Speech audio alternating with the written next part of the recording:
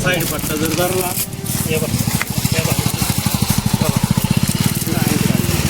चार वेळा याला इंटिमेशन देऊन तरी तो जर ऐकत नाही, हाताने डांबरवर जर उठत असत, याला आता आम्ही बडवल्याशिवाय राहणार नाही. त्याला रस्ता चालू केला आमच्या गावच्या वतीनं. एवढी पहिली तुम्ही हे घ्या, या ठेकेदाराला चोप भेटणार डायरेक्ट.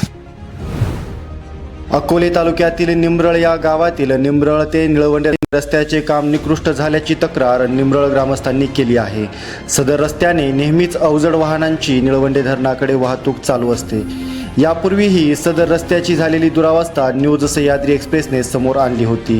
यानंतर हे काम पूर्ण करण्यात आले होते, मात्र निकृष्ट पद्धतीने काम केल्यानंतर पुन्हा एकदा हा खराब झाला. आता पुन्हा या रस्त्यावर काम निकृष्ट पद्धतीने करण्यात आले आहे. कायमच या रस्त्याची दुरावस्था दिसून येत असून सदर काम तातडीने बंद करावे या मागणीसाठी आज ग्रामस्थ एकत्र येत आक्रमक झाल्याचं समोर आलं आहे.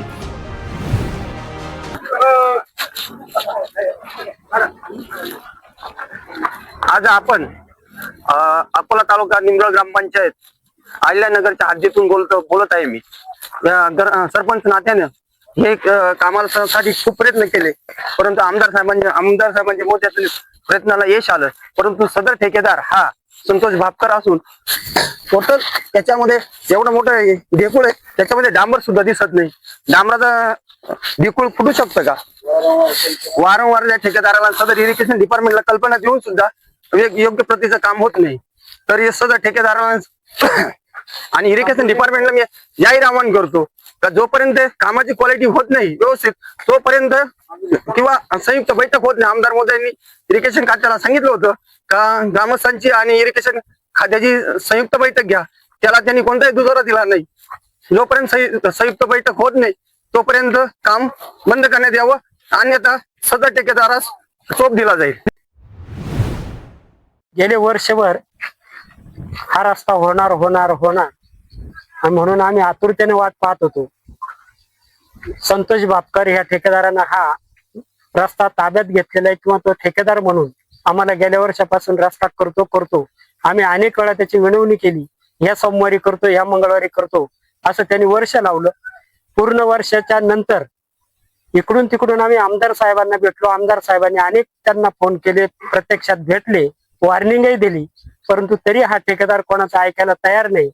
आणि त्यांनी आता ह्या क्षणाला 2 दिवसापासून काम सुरू केलं. परंतु निंब्रळ गाव म्हणजे काहीतरी त्याला असं वाटलं की आपण काहीतरी चुना लावू आणि निघून जाऊ. जे रोडचं काम त्यांनी प्रत्यक्षात सुरू केलेले त्याच्यामध्ये पूर्णतः 0% डांबर नाहीच आहे. आणि मग कुठून तरी ते ऑइल गोळा करून तो आम्हाला चुना लावण्याचा प्रयत्न करतो. आता आम्ही प्रत्यक्षात हे आपण सगळ्यांनी पाहिलेले की त्याच्यामध्ये डांबरच नाही, ऑइलचा जास्त प्रमाणामध्ये वापर केलाय. जो रोड त्यांनी तयार केला कालपासून, त्या रोड मध्ये अक्षरशः गाडी गेल्यानंतर ती खडी अशी मोकळी होते.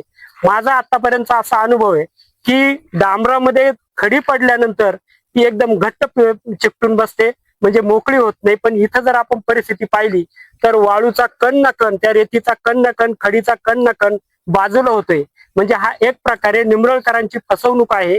आम्ही मध्ये काम त्याचं बंद पाडलं 2 दिवसापूर्वी. परत त्यांनी सांगितलं की मी आता डांबर आणलेले, डांबर मी या रोडला वापरतो. पुन्हा त्याने सुरू केलं काम, परंतु परिस्थिती मागच्या सारखीच आहे. म्हणजे याचा अर्थ असा आहे की त्याला काम फक्त चुना लावून मोकळं करून द्यायचंय आणि पैसा काढायचा आहे.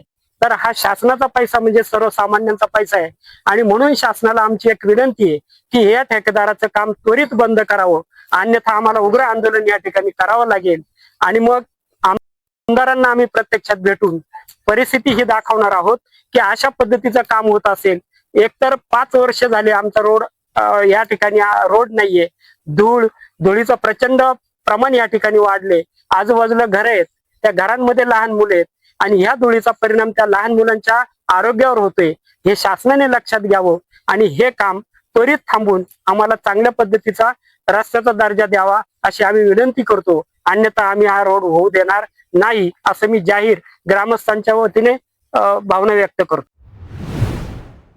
आज निंब्रळ गावामध्ये जे गावातील समस्त ग्रामस्थ उपस्थित आहेत, त्याचं प्रमुख कारण असं आहे की आमच्या पूर्वेला निळवंडे डॅम धरणाची निर्मिती झाली. गेली 20-30 वर्षापासून आमच्या निमरळ गावामध्ये एवढा प्रचंड असंतोष या धरणामुळे तयार झाला. हा सार्वजनिक जो रस्ता आहे, या रस्त्याने या निळवंडे धरणाच्या 40 ते 50 टनाच्या गाड्या या रस्त्याचा सर्रासपणे वापर करतात.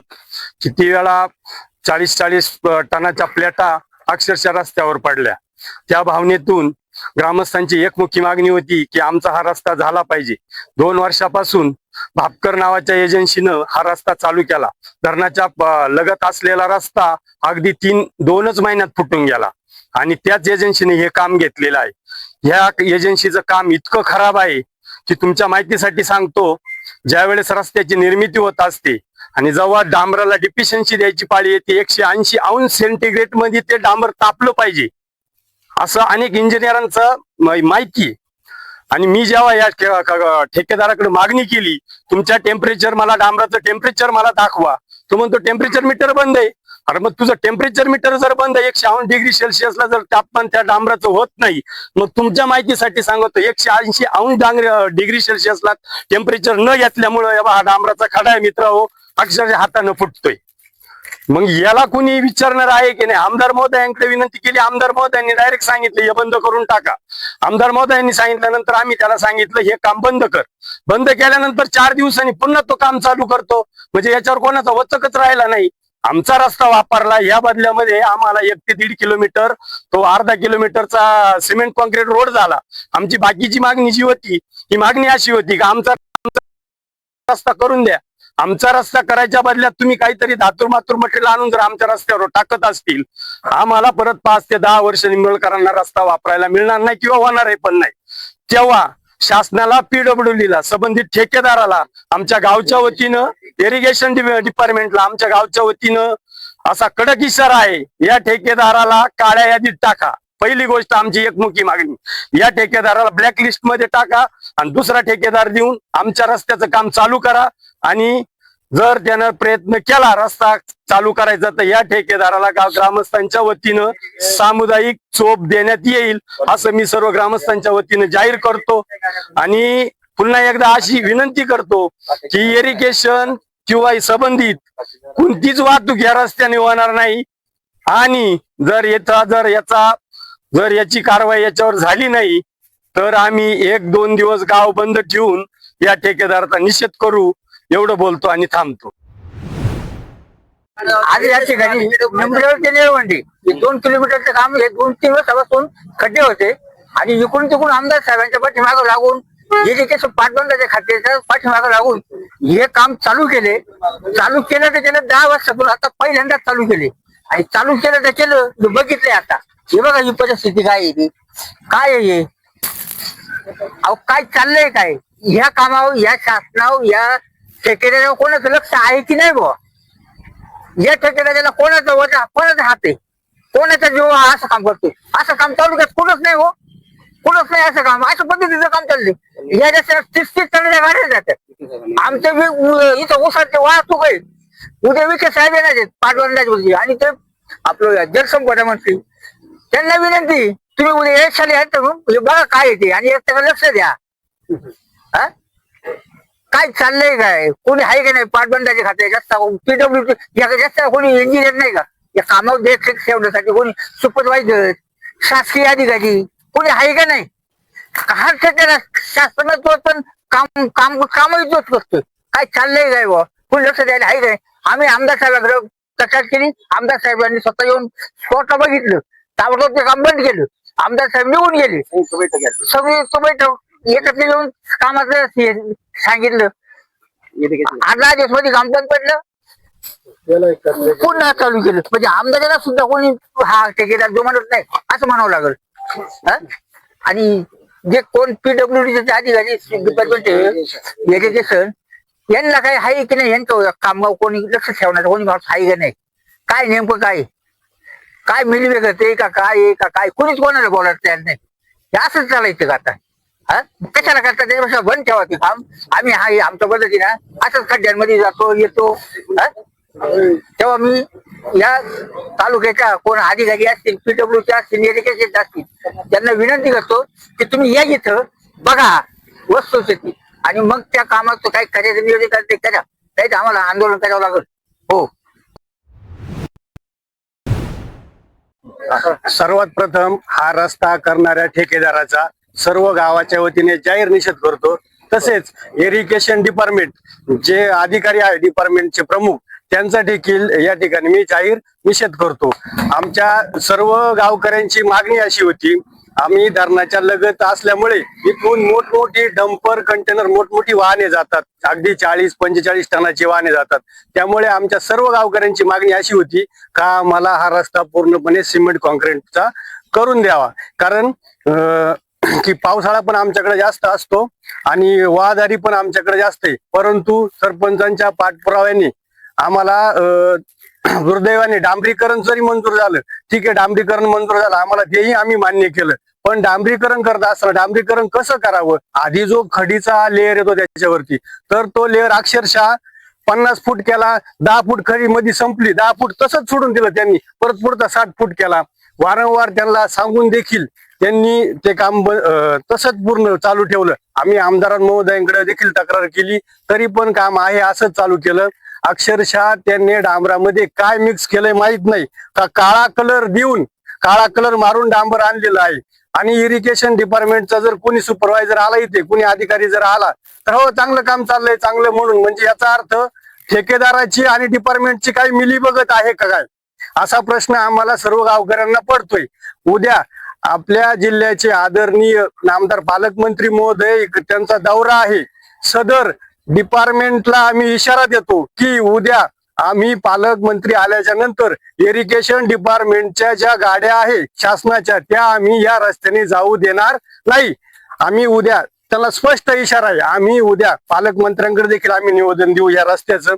त्या ठेकेदाराला सर्वात प्रथम काळ्या यादीमध्ये घाला आणि ठेकेदार बदलून काम द्या, तरच या रोडचं काम चालू करा. डिपार्टमेंटनी आणि ग्रामपंचायत ग्रामस्थांची संयुक्त बैठक झाल्याशिवाय आम्ही या रोडचं काम होऊ देणार नाही. आणि उद्या डिपार्टमेंटच्या गाड्या आम्ही ह्या रोडने जाऊ दिला जाणार नाही. अगदी आमचा जीव गेला तरी चालेल. मला जसं आठवतंय मी लहान असताना या रोडला डांबर पडलं होतं आणि आज मी एवढा जवळजवळ 40 वर्ष म्हणजे 10 वर्ष असताना 8 ते 10-20 वर्ष झाली याला डांबरच माहित नाही. आणि आज डांबर आलंय तर हे असं डांबर आलंय. अक्षरशः याचा डांबरीकरण करत असताना आम्हाला आठवतंय लहान असताना त्या डांबराचा अतिशय वास यायचा. आता जर डांबरीकरण चालू असलं त्याचा वास देखील येत नाही. मग त्याच्यामध्ये नेमकी मिलावट काय, डिपार्टमेंट त्याची टेस्टिंग करावा आणि बघावं त्याच्यामध्ये काय, असं मी इथे सामुदायिक इशारा देतो. मी या डांबर झालेला आहे त्या ठेकेदाराचा निषेध व्यक्त करतो. कालच झालेलं कार्पेट आहे, त्यांनी अतिशय निकृष्ट दर्जाचं काम केलेलं आहे. 15 दिवसापूर्वी आम्ही त्याला कल्पना दिली होती की हे काम बरोबर नाहीये, तू बंद कर. तरी पण त्यांनी कोणाच्या आदेशानं हे चालू केलं हे आम्हाला देखील माहित नाही. ह्या रस्त्यावर खूप दळणवळण आहे, 30-30, 40-40 टनाच्या गाड्या जातात, परंतु हे कार्पेटच देखील असं सुटून जाते. कालच मारलेलं कार्पेट आहे तरी त्याला क्वालिटी नाहीये. तरी मी त्या ठेकेदाराचा निषेध करतो. उद्या पालकमंत्री महोदय येणार आहे, त्यांना देखील विनंती आहे की आपण या ठेकेदारावर लक्ष द्यावं, हा रस्ता दुसऱ्या ठेकेदाराकडे वर्ग करावा अशी मी त्यांना विनंती करतो. आणि आम्ही ग्रामस्थांच्या वतीने एकच इशारा देतो की उद्या जर याच्यावर कायदेशीर कारवाई झाली नाही रस्त्यावरती तर त्या उद्या गाड्या आम्ही बंद करू. इरिगेशनच्या देखील संबंधित डिपार्टमेंटकडे जो रस्ता आहे त्यांच्या गाड्या आम्ही बंद करू. या ठेकेदाराचा जाहीर निषेध. वारंवार सूचना देऊनही ठेकेदार याने काम बंद करण्याची सूचना करूनही ठेकेदार यांनी मनमानी पद्धतीने काम केले आहे. उद्या पालकमंत्री राधाकृष्ण विखे पाटील यांचा अकोले तालुक्यात एकूण एक दिवसीय दौरा असून या संदर्भात निमरळ ग्रामस्थ हे उद्या भेटून व्यथा मांडणार असल्याचं कळत आहे. न्यूज सह्याद्री एक्सप्रेससाठी संपादक भाऊसाहेब साळवेसह उपसंपादक किशोर मोहिते, अकोले.